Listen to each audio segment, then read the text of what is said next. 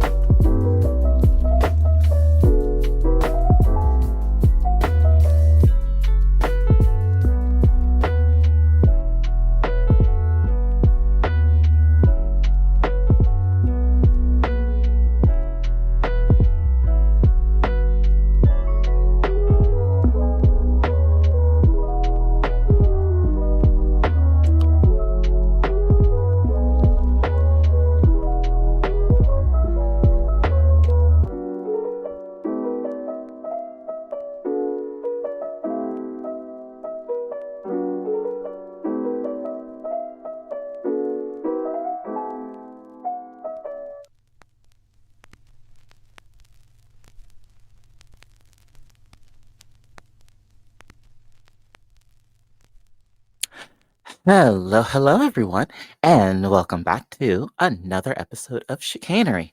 We are your hosts. I am Danny, and we have JT. Hello again.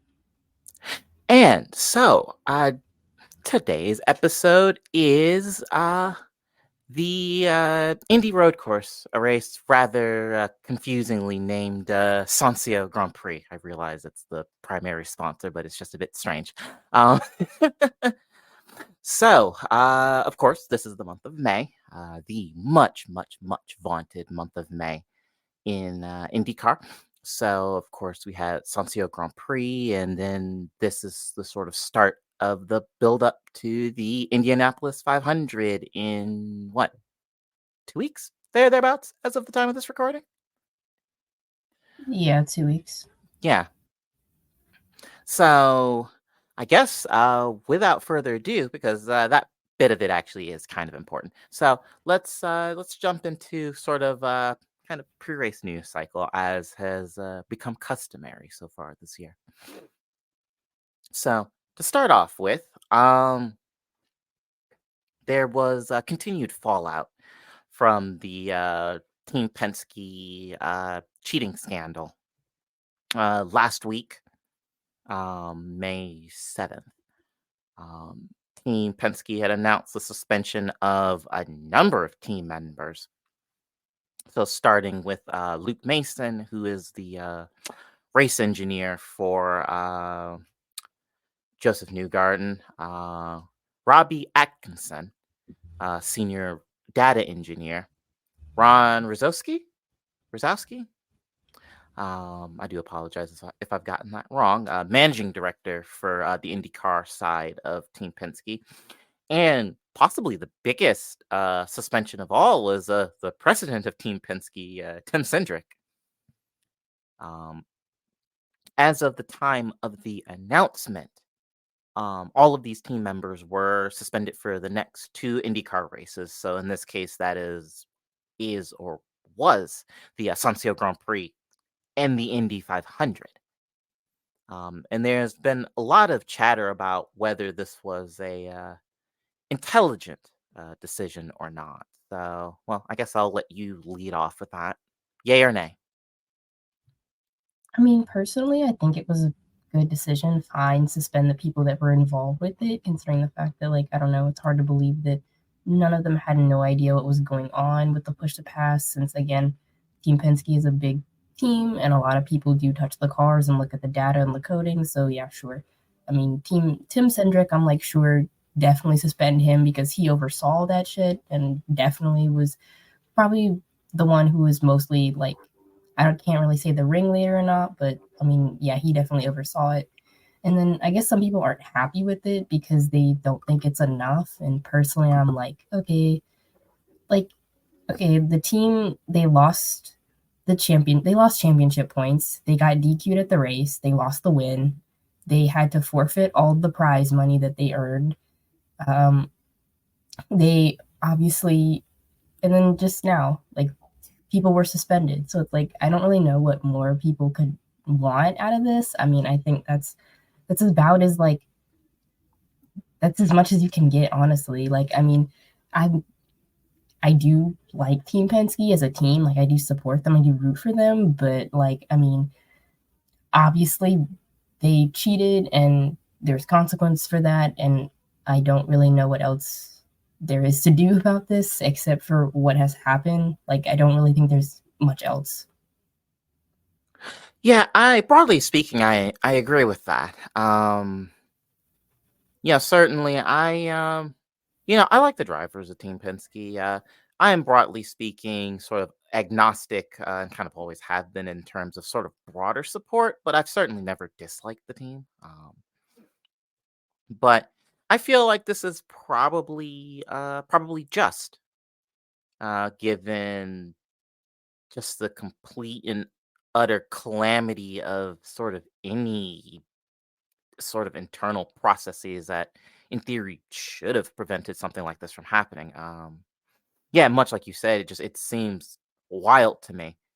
Um, that yes, all the people that touched the car and nobody had any sort of broader idea that something was amiss, purportedly at least.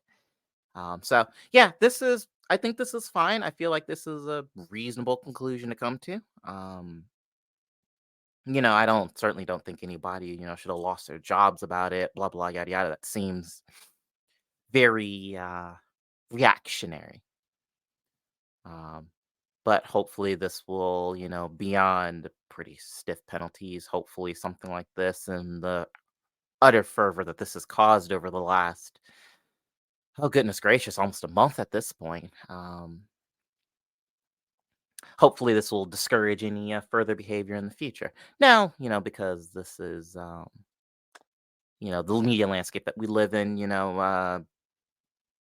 Kim Penske did issue a statement, and effectively it was, following the penalties to the Team Penske IndyCar team, which is feels a bit redundant. I understand why that's phrased like that, but that really breaks my brain to read that. Uh, team and drivers after Long Beach, Team Penske has completed an internal review after a full and comprehensive analysis of the information. Team Penske has determined that there were significant failures of our processes and internal communications. As a result, all of the aforementioned people will be suspended for the next few races. Basically, what I said already. Um, and then, if to cap off, it says, in addition, Ron Rosowski will also be suspended along with Team Cendric, who has accountability or has accountability for all of Team Penske's operations. So pretty cut and dry. This is one of those, we accept the penalties levied, basically, is what this is a whole lot of words to say. Um, but so I think certainly with this latest batch of suspensions and what have you, I think this just about bookends the sort of Team Penske push to pass drama. I'm probably gonna make a liar out of myself, and we'll hear something about this, right as this episode goes live. But I think with that, we're sort of done. I can't imagine why there would really be too much more need to talk about cover, etc. going forward. So there you go, folks. Um, but moving on, the Able Motorsports team that I basically completely forgot existed. has effectively forfeited the Indy 500, allegedly due to a lack of sponsorship and subsequently funding. Um, which, like I said, the fact that I only vaguely remember their announcement and then completely forgot about them until they announced that they were dipping, yeah, I guess not massively surprising now, is it? Um, and sort of in further news, just earlier today, as of the time of recording, I don't know, it's like what 3:30, 4 o'clock Eastern time. IndyCar announced that the hybrid powertrain will debut at Mid Ohio in July, and boy, howdy, do I have thoughts. Um, First of all, it's funny. I tweeted, kind of the Ryan Reynolds, but why? And I mean that in some regards facetiously, but also kind of not. I understand that, part of IndyCar's fee is being held to the fire by ostensibly Honda, um, with powertrain stuff and the lack of any movement. I know they were not very happy about the way hybrid testing and what have you was all carried out, but it just seems so cataclysmically stupid to introduce us in. I guess technically it'll be in the second half of the season. It'll be like 2/3 the way through the season, we'll get the hybrid powertrain, and it's just like it's just I think it is just mind-bogglingly silly to do.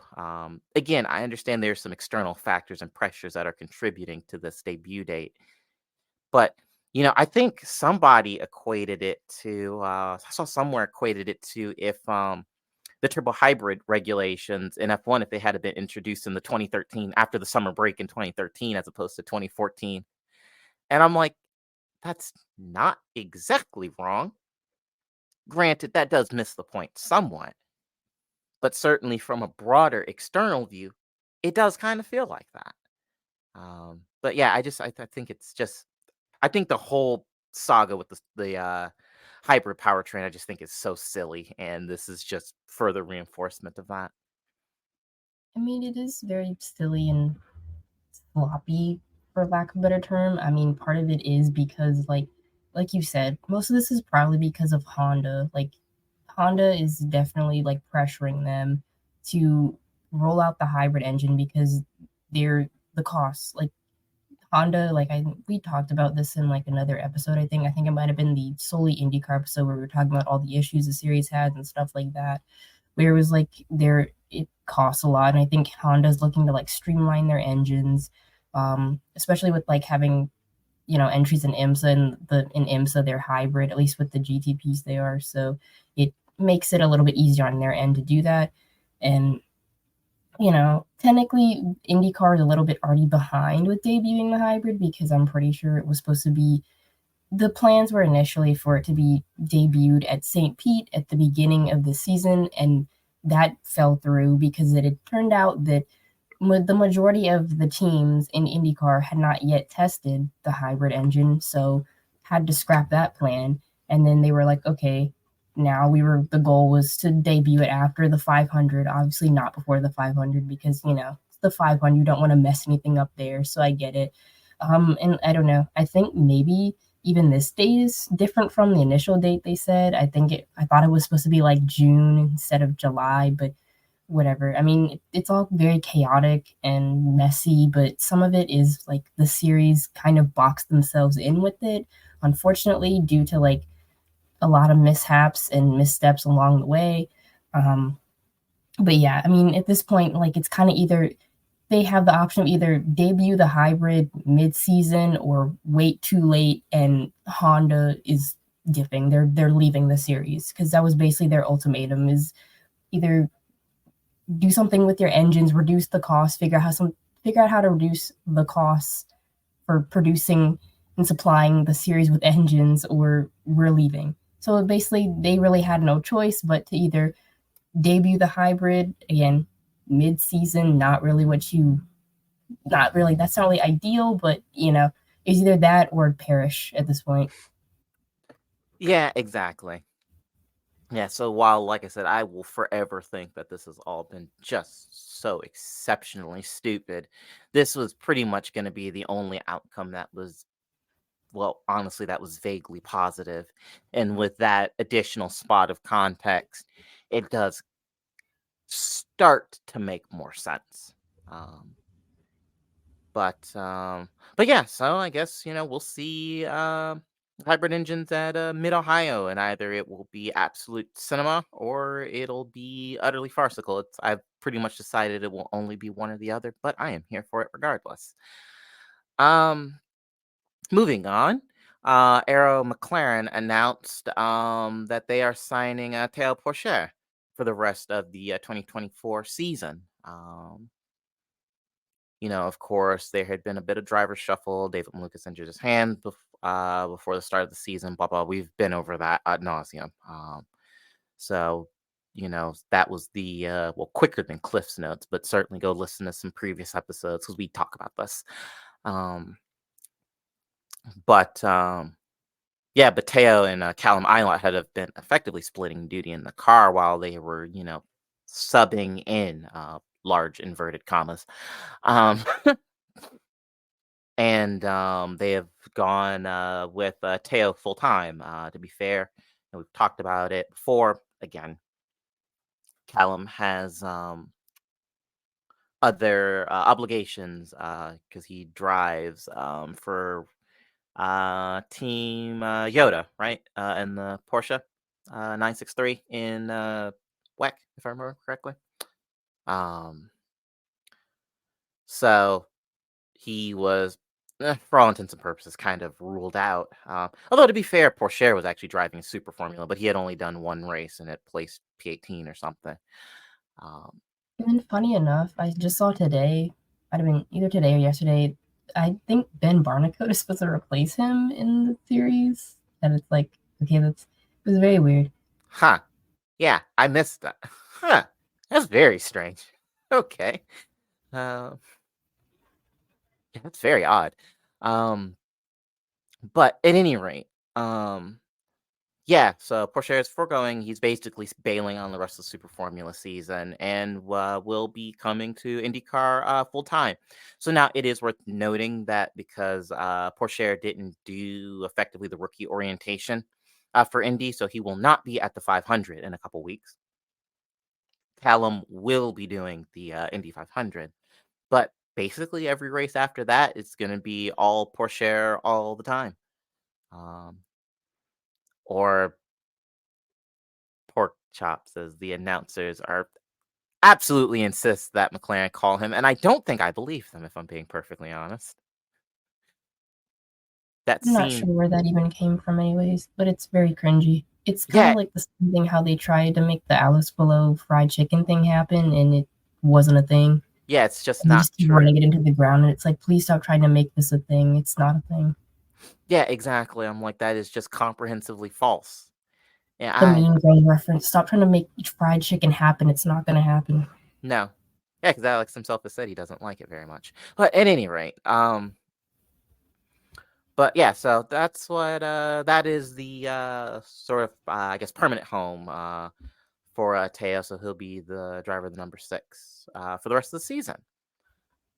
But with that, moving on to the race proper. So quite a few things kind of going on in sort of the lead up.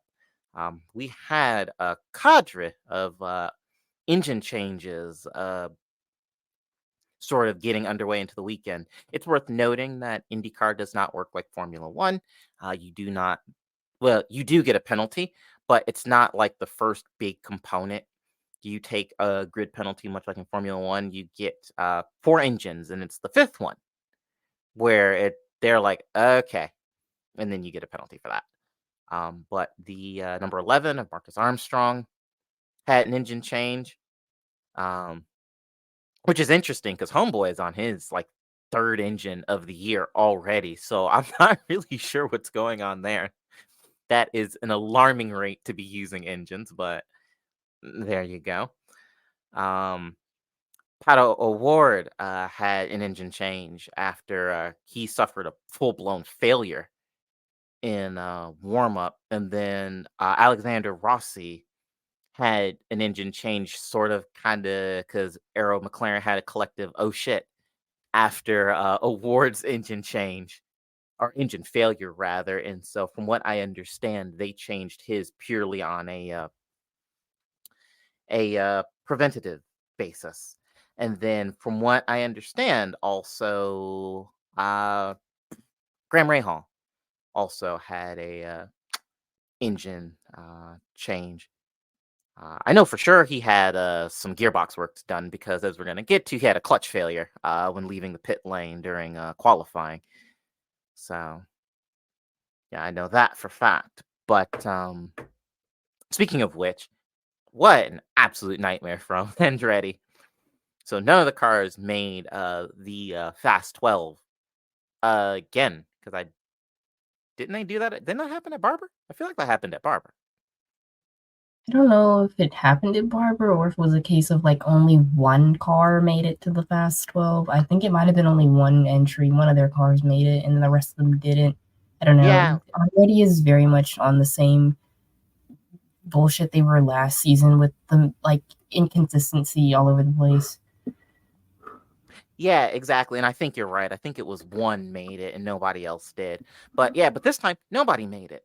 Um, and part of that was because the field, our team rather, somehow managed to underfuel Colton, which means that he just like straight up ran out during qualifying, which is one of the just dumbest mistakes I have heard of in quite a long time. Like, how do you? Yeah, I don't understand that. But at any rate, it was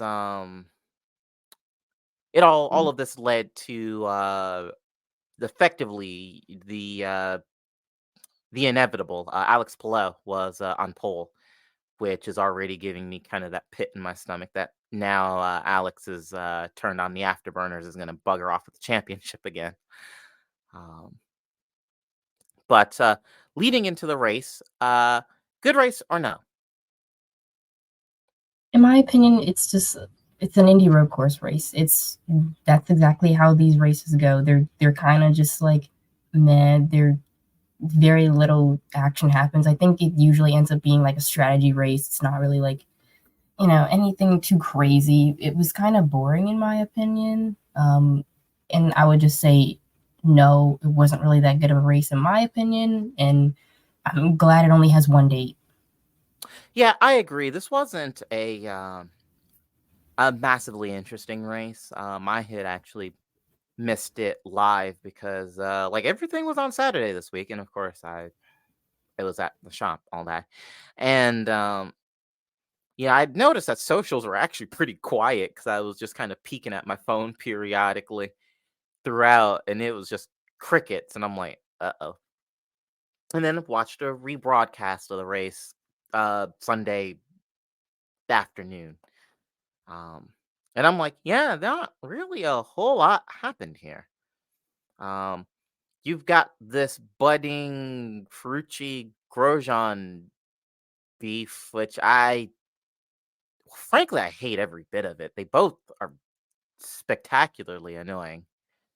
Um, and both are frankly just deeply shitty people. So it's one of those things where it's like, okay, I hope you both lose. And well, given that it's Ferrucci and Grosjean, that's kind of what happens every week anyway. So I guess I needn't be too worried about that.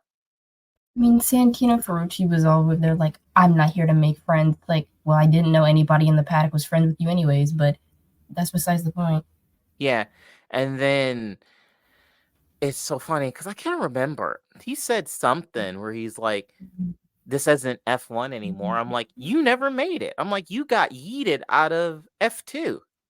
Yeah, for trying to run over your teammate or being in the car with your phone or whatever the fuck happened there. It was both, from what I understand. um, but it's like say what you will about Grosjean and his F1 career. Certainly, I think to most folks it underperformed its initial promise.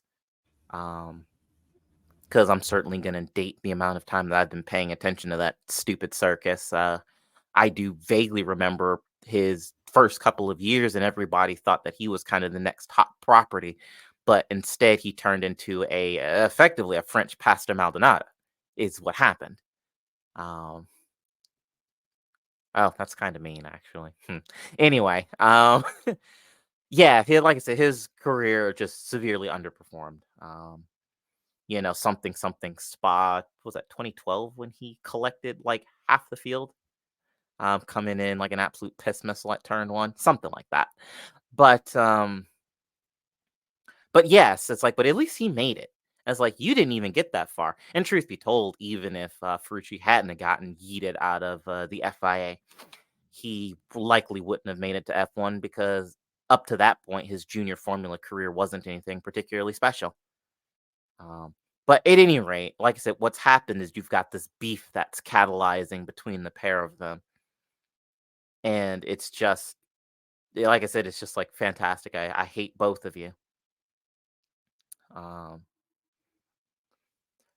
but at any rate, and speaking of beefing, there was a bit of Andretti on Andretti action. I Ericsson and Herta got together, and Colton was mad. Because he was going off on the radio about he hit me and all of this stuff. And even post race, there was a little bit of tit for tat. Colton was firing some shots at Ericsson for his driving, which it's like, given the absolutely torrid start to the season that Andretti has had, this is the absolute last thing that they need, is sort of intra-team fighting. But at any rate, on track, Ericsson was given a penalty for avoidable contact and had to give up some spots. And Pietro Fittipaldi was also penalized for contact at the start of the race and had to give up some places. The start of this race was very, very messy. Like half of the field was off in the grass at one point. It was so dumb.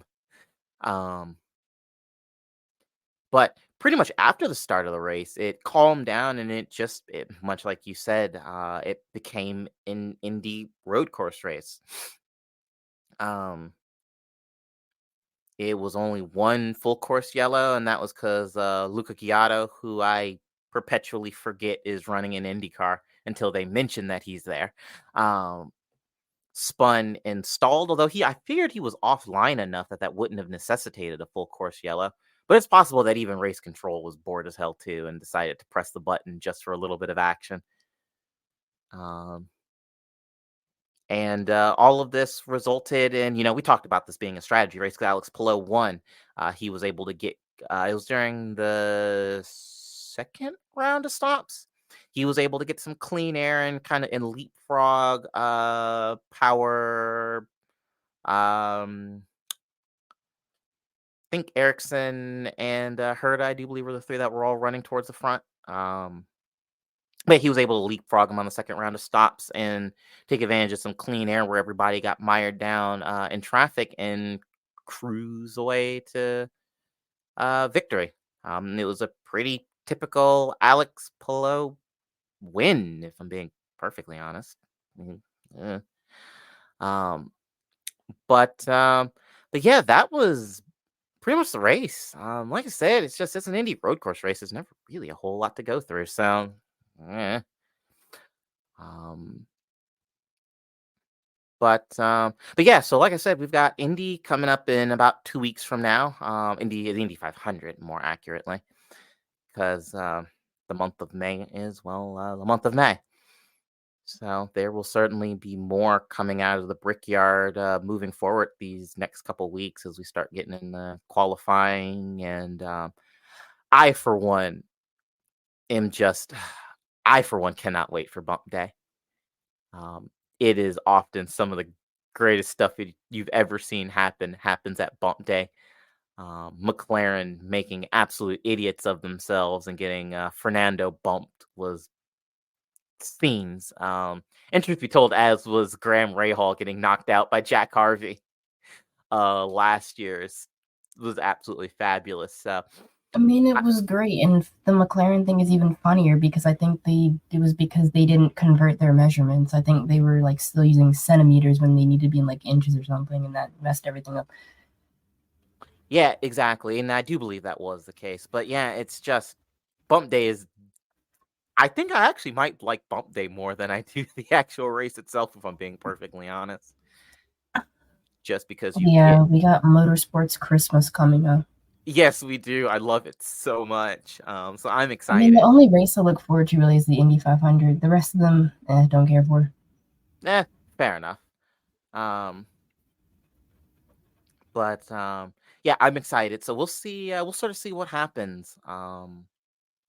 With Indy 500 festivities coming up, and well, we will be here to cover it.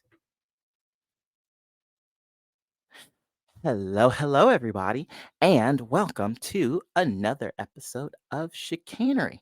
We are back, and it is, of course, your host. I am Danny, and we have JT. We're once again back with a another episode after a much needed break. Yes, we are.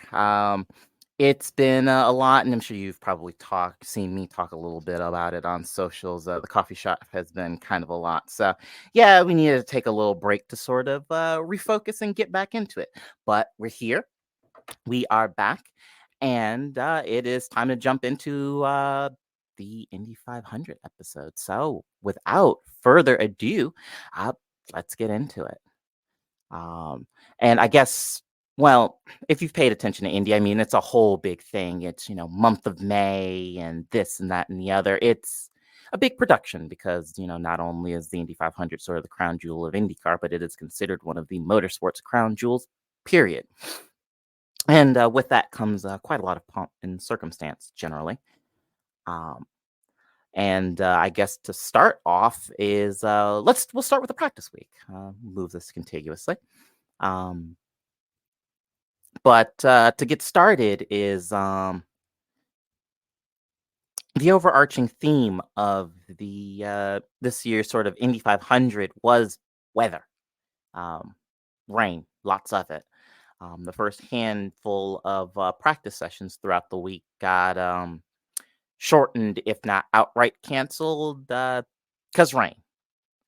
And for what it's worth, this happened last year too. It is well, as a dirty Midwesterner, that's kind of what it does around these parts in early and mid May. It rains a lot. So this wasn't necessarily out of the ordinary, but still a little bit of a bummer nonetheless, especially given that Texas is off the schedule. This was the first oval that we rocked up to. And, and of course, there's, rookie orientation and, blah, blah, blah, blah, blah. But this was still, certainly for the rookies, this was their first real exposure, for want of a better phrase, to ovals, and well, that's kind of a thing. Um, but certainly moving forward, Honda was looking kind of slow to start off the Indy 500 proceedings, like horribly so, if anything. I don't know, I suspect, well, I make this reference in irritatingly frequently, but it always makes me think of the old Allen Iverson diatribe when he played for. I think he played for the Knicks when he was like, we talking about practice. It's basically practice, and maybe as such, there wasn't. The Honda cars didn't really feel the need to turn the wick up much as a direct result. Um, Yeah, but I mean, foreshadowing just a little bit, that was not the end of their struggles, unfortunately. no, it absolutely was not. But yes, that is my wonderful co-host has just utilized my favorite literary device. We will get to that. um, certainly, kind of happening in the background is the and this was, I guess, right up to the lead up of a practice week. Alex Palou, and of course DHL is working with Alex. DHL had been with Grosjean when he was at Andretti. Um, but DHL is with Pilot now. And of course, they do the Pride theme every year. And it's neat. It's a pretty car, I think. This year's car particularly so. But the broadcast booth during the practice, during first couple running days of practice, can't remember exactly which session this was, had just the freaking mother of all brain farts or whatever. I don't know, but they thought that it was the reference to the old Rainbow Warrior scheme that Jeff Gordon used to run forever and a day ago. And it's like, that's not it at all. Extremely loud, incorrect buzzer sound. I I don't know. I mean, I'm not sure why they thought that, considering the fact that DHL has ran this scheme for at least like a couple of years now. Like it's always a pride scheme. There's nothing new. Yeah, like I said, I don't know. I don't get it. Like I said, it's just very dumb and very clumsy. And for a change, I don't actually think it was Townsend that said it. I think it was Hinch that posited that, and I'm like, seriously, dude? So I I don't know. But yes, it's very stupid, and also the above the rainbow on the side pods, it literally says it pride on the side of the car. So I don't know. Anyway, that was amusing and, well, annoying in equal measure. But moving away from that diatribe, there were a few more happenings, sort of outside of that. Marcus Ericsson and the outside wall of turn 4 had a bit of an argument. Marcus lost. Um, and as a result, the number 28 team was running a backup car for basically the rest of the month of May, essentially. Um, then we had Grosjean and Ferrucci, the two main antagonists of the NTT IndyCar series at the moment, deciding that we needed to continue this beef. And we needed to do it at an oval where you're doing 230 miles an hour. Just real low IQ energy here from the pair of them, quite honestly. Um, I don't know why it was decided that this needed to be picked up here, because like we were going through the cycle of where we hate each other, we're mad at each other, we have some on track incident, nah, the beef is over, and then in a practice session we go back to it, and it's like, okay, are we done? Is this squashed or not? Because I think, if I remember correctly, didn't this all start with the shenanigans at Barber?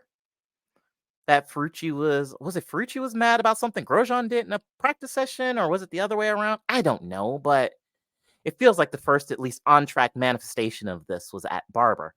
And then we had incidents during the practice and warm ups at for the road course race, and then we continued on the oval, and it is so apocalyptically stupid, frankly. I just ugh. Um, but at any rate, they yeah, so they had more comings together. Then speaking of coming together, turn 4 claimed yet another victim with Nolan Siegel driving the number 18 that lost it on corner exit. And I guess did kind of a half flip because it didn't end up on the roll hoop a la Kyle Kirkwood at the 500 last year. It just sort of got beached on its side pod. And yeah, and so that was that. And actually, as the direct result of which, I do believe he ended up in a backup car for the rest of the sessions that he took part in as well. Um, and then Alex Palou started his car started smoking a bit. Bad habit. On the end of practice on Friday, which was also a thing. More foreshadowing. But moving on to qualifying, um, some kind of interesting bits. None of the McLarens went out in sort of practice qualifying, which seems paradoxical when you think about that as a statement, practice qualifying, but well, you know what they mean. Um, Rinus VK binned it during his first attempt, which was suboptimal.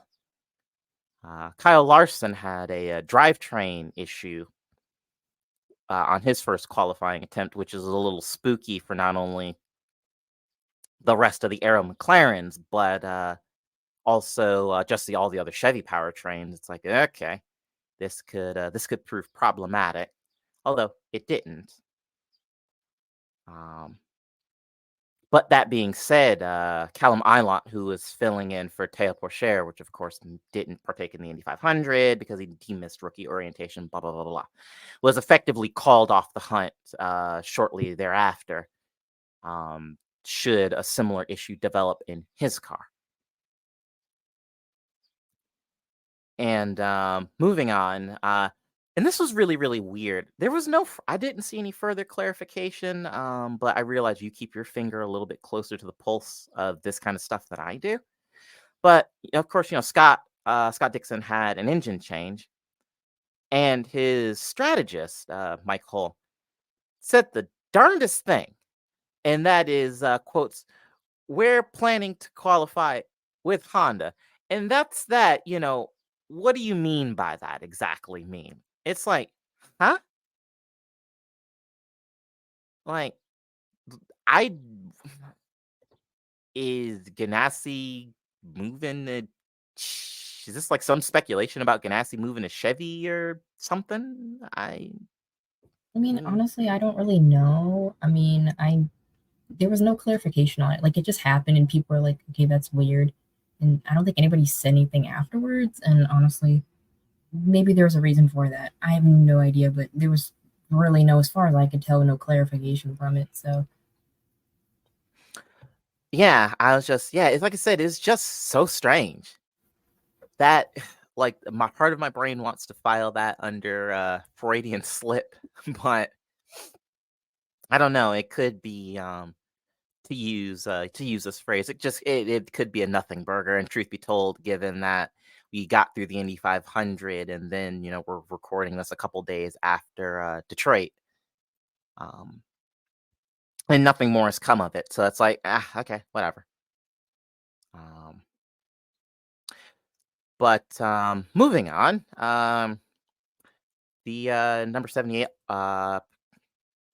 Augustin Canapino suffered an engine issue on the third lap on during his third lap on a qualifying attempt, which was not great. But what was cool to see is Ryan Hunter-Reay made it into the Fast 12. Certainly, if you've been paying attention to IndyCar for a while, then well, Ryan's a very familiar name, Captain America, as has been nicknamed.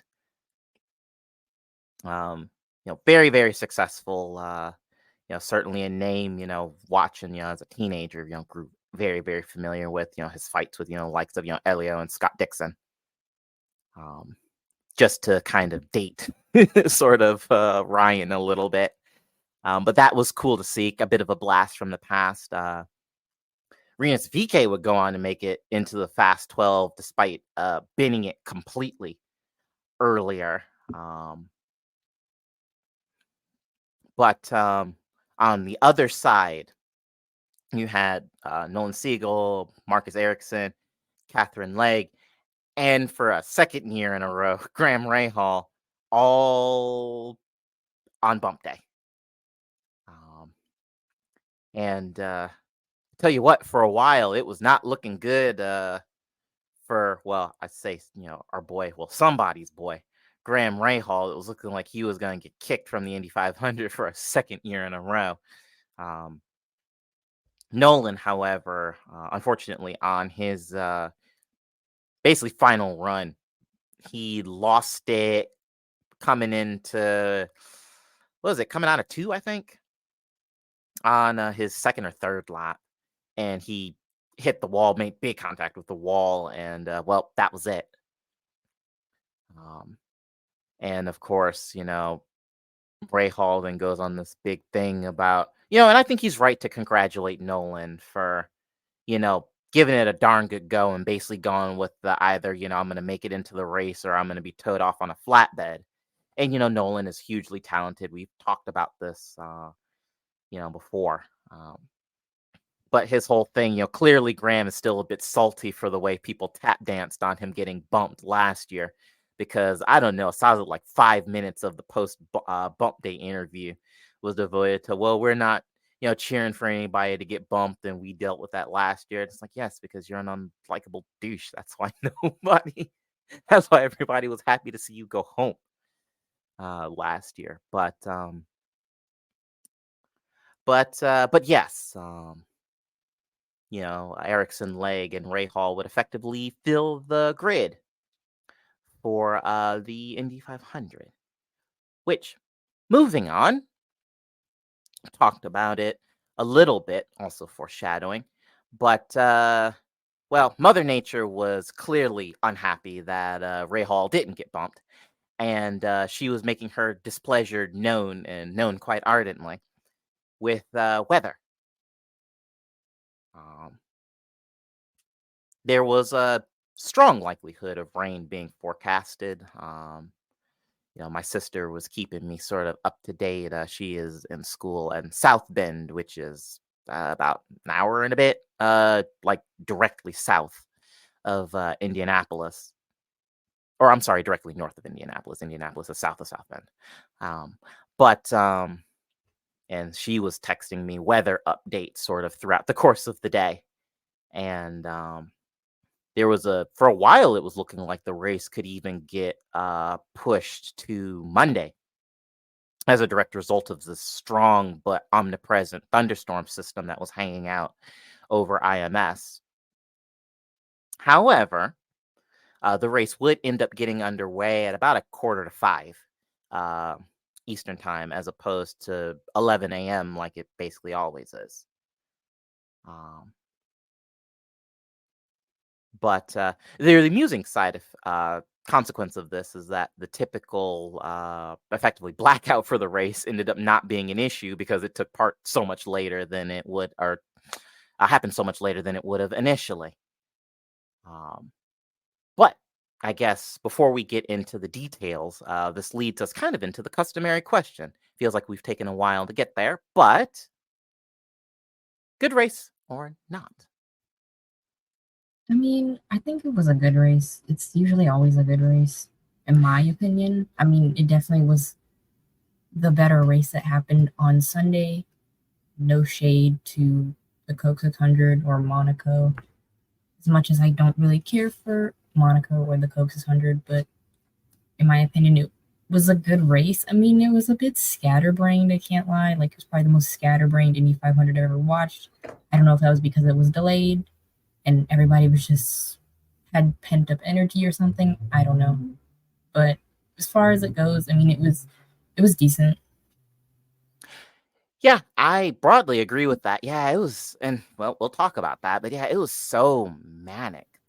This race, I was a little surprised. You usually have some, kind of early race jitters. That's pretty normal, but it seemed like it was amplified by a factor of like 10 this year. It was just, ugh. Um, yeah, yeah, it's just nuts. Yeah, because I mean, we literally had an incident from the basically from the very start. Right out of the Um, gate. yeah, exactly. It was Blomqvist and Erickson had it coming together. Well, to be fair, Blomqvist was way too low. I don't know why on earth he was that low to begin with. Um, but he ran ran over the rumble strip, lost the car, goes for a spin, and collects Ericsson in the process.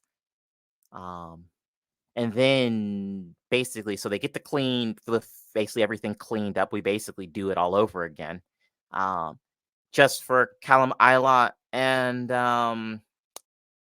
Pietro Fittipaldi to have a coming together. Yeah, because I think Ilott, I can't remember if he spun or had to check up or something, and then Pietro basically had nowhere to go and ended up on the wall on the outside. Um, and it was just like you had two, yeah, big incidents. Well, I say big incidents, but surprising ones in the space of like 10 laps. And it's just like, okay. Um, but then moving on, Larson goofed one of the restarts and he hemorrhaged a bunch of spots as a direct result of that. But yeah, remember when we talk about Honda having issues earlier? Yeah, well, this is kind of where it starts. Because Marcus Armstrong had an engine failure pretty early in. It was within the first like quarter of the race. And then shortly thereafter, Catherine Lake was taken down by an engine failure. Um, which so that's, if you're keeping count, that's two Honda powertrains that died. And then Kiffin Simpson and Linus Lundqvist had a coming together to kind of interrupt because we needed apparently another crash to spice up this race. And then Felix Rosenqvist had an engine failure shortly after that. So, for those of you keeping tally, this is 3 Honda engine failures in fairly close succession. Um, and all I could think of at that point was that whoever the folks are that are in charge of Honda and their Indy program might have been in a little bit of trouble the following Monday. Um, but at any rate, moving on is that we finally started getting into the big pit cycles, and it was chaos. You had some contact between Pillow and Newgarden. Remember those names. Um, then you had Ferrucci, who lost some spots rather with a bad stop, and all I could find. Nobody was mad. I was just about to. Nobody single soul was upset about that. Yeah, I'm currently looking for the tiniest violin I can find. Um, but Rinus VK got penalized for an unsafe release. Um, then in a later pit cycle, Larson got bopped for speeding on pit road, which of course people were very angry. There were the tweets of, "Oh, you've ruined the story," blah blah blah. It's like They Larson. said there were literally people saying that it was Larson, like that it was the series that did it. Like they were out to get him. It was this whole big conspiracy to ruin Larson's race. It's like he literally did that on his own. Like you need to talk that with him. Tell him not to speed on pit lane. And it's like the fact that it was like Larson fans acting like that was just so crazy to me because it's like you can get speeding penalties in NASCAR too. Like that's not a new concept. And there have been plenty of drivers who have gotten speeding penalties in NASCAR for like doing that.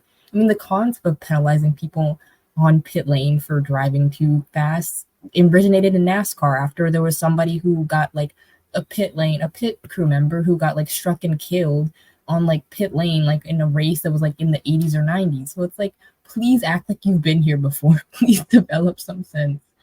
Yeah, and that's exactly it. And the other part to that is that Larson and pit lane issues those are not diametrically opposed concepts. Of course, at No, he Homestead ran into last. those freaking barrels and trying Yes. to avoid hitting Ryan Blaney. Yes, I was just about to say, and that was just at Homestead last year. And if he had not hit the barrels to not hit Blaney, he would have absolutely got bopped for speeding. Larson and pit issues are pretty common. So, if anything, for me, it was kind of a matter of when and not if. And the fact that he went, well, frankly, that long before getting in trouble was, well, a little surprising. But but yeah, so that was a whole thing, and a very dumb thing, if I'm being perfectly honest. And well, it only gets dumber because not too long after that, Colton Herta, who was running towards the front all race, and truth be told, probably would have had a shot of winning, spun, and he got out of the car, and everybody was very confused because they were like, "Well, it looks fine. The front wing will probably need to be replaced, but other than that, any damage incurred was looked purely superficial." And everybody is like, including the broadcast, is like, "Okay, well, clearly Colton knows something we don't. Fine, fair enough, whatever." But then he basically gets the car, it gets flatbedded back. He goes to the infield care center, and then a curious thing happens. He gets back in the car and is back out, and everybody's like, "What?" So There was he's nothing like, wrong with it. There was "No, there nothing wrong wasn't." with the car. I don't know why he got out in the first place. He could have just drove it back to pit lane and then have them replace it and go back out. Exactly. There was no reason for him to get out of the car, and he, well, frankly, cost himself a shot at Indy 500 victory doing that. It's such a weird incident. Um, but this set off another cascade of pit cycles. And Kyle Kirkwood and Callum Ilott got together. Well, more accurately, Kirkwood punted Callum. Um, and Kirkwood got penalized for the incident, and there was lots of chatter in the broadcast booth as to whether or not he should or should not have been penalized. Some were like, well, it's just kind of a thing that happens because the Indy pit lane is so narrow, which I guess is fair. Um, but I don't know. I actually don't really have an opinion on that one way or another. I mean, I don't either. I think some of the people, like the broadcast was saying that it might have been like more of Callum's fault just because I guess he wasn't slowed down enough or something like that. I remember somebody said that, but I'm like, I don't know. I don't really know. Like you Yeah, said, I don't really feel any way about it. yeah, exactly. It's just like, all right, whatever. Um, but at any rate, moving on. Um, the Ryan Hunter Ray got into the back of Scott Dixon and lost it, although did a brilliant job to not collect about 6 other people in that incident and get it rolling reasonably straight. Um, and same thing, there was some debate about whether Scott should have been penalized. Some folks said he was moving over and he should have absolutely seen Ryan. And it was definitely kind of odd, the sort of the movement from Scott. Um, but ultimately, he was not penalized for the contact. And we sort of world moves on. Uh, Marco Andretti crashed out, which is not massively surprising. Just obligatory Marco Andretti moment. And Will Power also crashed out. but but before we get on to sort of the race conclusion, I do want to give actually a quick shout out to Stingray Rob for not being like completely useless this race. Like he led laps and like did it on pace. It's like, okay, where has this been? I don't know. I guess he always had it in him. I don't know. Yeah, Complete flip from last year's 500, but good yeah, on him, I guess. yeah, absolutely. No, last year's 500 was an absolutely torrid affair for Stingray. But yeah, like legitimate pace. Um, and that's just, well, surprising, but especially, I mean, I know, frankly, a lot of folks who watch IndyCar give that man so much crap, and it's kind of understood. Because his so far his foray into Indy has not been great. he got a drive on backing over somebody who really should have gotten it on merit. And then the fact that he seems to be kind of a weird religious weirdo also has not endeared him to the crowd. But but it was cool to actually see him, like I said, lead laps and do so on merit. Was enjoyable. But with that, moving on to sort of the conclusion of the Indy 500, Joseph Newgarden went back to back. It was basically a last lap move. It was coming out of, well, actually, it was technically coming into turn 3, um, past Pato Award. And these two had basically been trading lead changes back to back for like 10 laps previous, with Alexander Rossi kind of watching as an observer in third, primed to pick up the pieces should that go awry. But unlike last year, where the Joseph Newgarden Indy 500 win was hugely popular, everybody loved it, round of applause, there was mixed response from this one. You have some of the basically Penske diehards. I am thinking of one person in particular. Thou shall remain nameless. But other folks who, loved it. And then you had folks who were not very happy. Possibly still some fallout from the push to pass scandal, which is fair enough. Kyle Larson was voted Indy 500 Rookie of the Year. Okay, sure, I guess. I mean, like, I understand. Yes, he is a IndyCar Series rookie and is an Indy 500 rookie, but he was showing up basically because Chevy and Hendrick were bored and McLaren was willing to play ball. It was frankly, kind of a glorified marketing exercise. So I don't know. This doesn't really carry much merit for me, if I'm being perfectly honest, but whatever. But there was a record number of different drivers that led this race, being 16, which is significant. And we get to say that in the year 2024, one of those drivers that led this race was Stingray Robb. And that makes this the best Indy 500. But moving on, we'll open up for let's start a dialogue, because there are a few things to sort of to chat about. Honda did not have a good time. So, of course, as we talked about, several of the Honda Power cars retired due to engine failures. And it is worth noting that every single car that DNF'd this year was a Honda car. And while Honda found some pace, certainly on race day, certainly practice and quali and all of that, the Honda cars were just slow. So why, and sort of, are there any future implications, ramifications, etc.?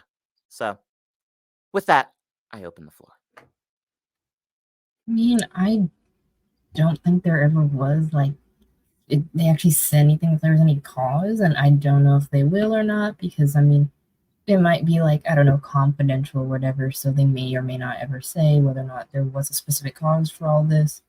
But I mean, I don't know. Implications, as far as I'm concerned, I mean, I don't know either. I don't know that either. I mean, honestly, the Hondas didn't do that bad, I guess. There was no significant engine failures from Honda going out of the 500, at least at Detroit weekend. It didn't seem like there was a bunch of other stuff that went on, but it wasn't really engine related. So I don't know. I guess the problem is fixed, or it was only an issue for the 500, or maybe it possibly could have been due to the race being delayed and stuff like that, and maybe I don't know that had some effect on like I don't know the cars just sitting in the garage idle for a while, and that possibly could have caused something. I don't really know. Yeah, I'm kind of in the same spot, as I think the listeners have perhaps gleaned. We are recording this after the Detroit weekend, which there will be an episode. Don't worry.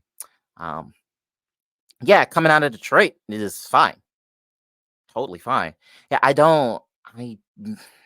I don't know what the cause of this was, and here's the thing: were they slow in quali? So HRC made some changes maybe, and then as a result of those changes, is that why we saw the engine failures? And basically in an attempt to find pace? I Yeah, I don't know. It's really weird, and much like you said, there has never been anything explicitly stated as for what on earth went on with the engine failures um, at the 500 itself. So, yeah, it's that all is just very odd. Um, but at any rate, I guess kind of moving on. Um, the other thing, another thing was that it was announced that the race would be streamed for free on YouTube through Sky Sports, who has the television broadcast rights for the 500 in the UK. Um, However, that just didn't happen.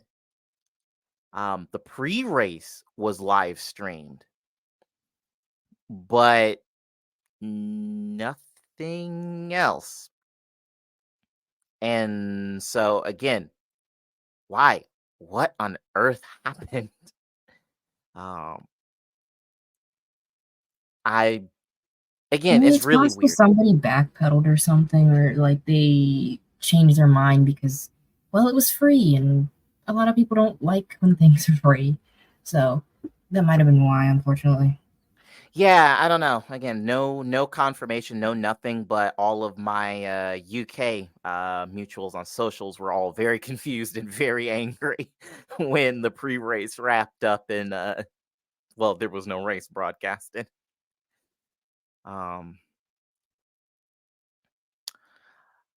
but something interesting, and I guess file this under a broken clock is right twice a day.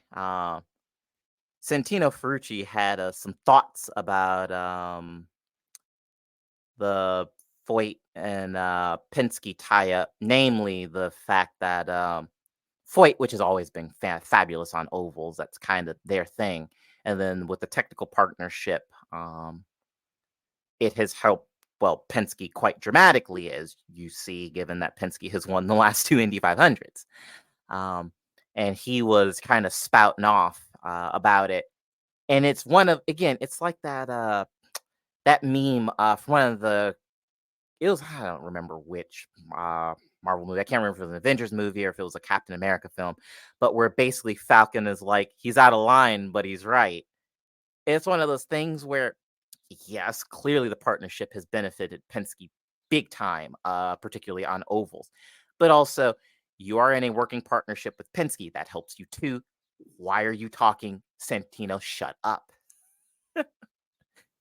Like it's one of those looking a gift horse in the mouth kind of things, and Hoyt has a lot more to lose if Penske gets pissy about this and says, "Okay, bye." Then Penske has to lose from the dissolution of the relationship, I guess is my point. So, I don't know quite what you feel about it, but that just seems like firing a warning shot for absolutely no reason. I mean, I don't care for Santino Ferrucci, never have, never will, but honestly, I don't.